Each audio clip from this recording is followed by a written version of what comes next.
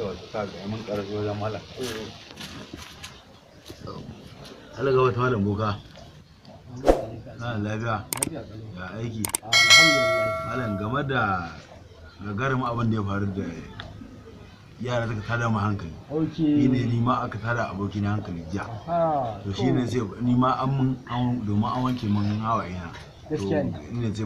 bari mu zo danka ma ka wanke masa hawaye gaskiya ne wannan wato ana gafarta malam jiya da daren nan abin da ya faru da ni an kame mun agwagi na garke guda kaji garke guda kai dauke mun zabi ban san ya adadin su ba kwata ban san ya adadin su ba to ka ji malam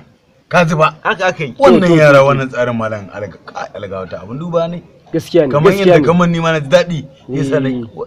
to ba matsala insha Allah kun zo inda zan share muku hawayen ku masha Allah Allah da insha Allah in Allah da yanzu da share muku hawayen ku masha Allah ko ma menene yake tafi insha Allah yanzu nan za a abun nan komai zai wuce Allah da to ina zuwa kai wannan aiki ba na kasa bane wannan aiki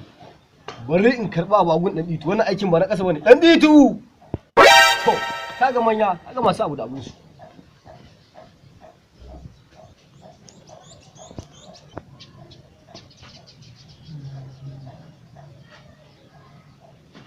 ni na san Sadiku ne ya sace hannun nan alka wata tun ma yake mu Sadiku ne ya sace hannun nan jiya Sadiku ya zo gun nan na bahi sa'a na hada mai da laya wata Sadiku a daren Sadiku a jiyan nan in ya ce ya sace garin gumar gaba ɗayansa ya sace ba gona da gansa Sadiku ne wannan aikin bayan da za a yi mu same Sadiku ne wannan aikin bayan da za a yi mu ya same san da zai mana ai ne ai ya san da zai mana ba kai ka ba Sadiku sa'a ya sace mun garken hannu ba wannan gaskiya ne to ba ra kai mun fara aika da kiyama kafin yin da iman aika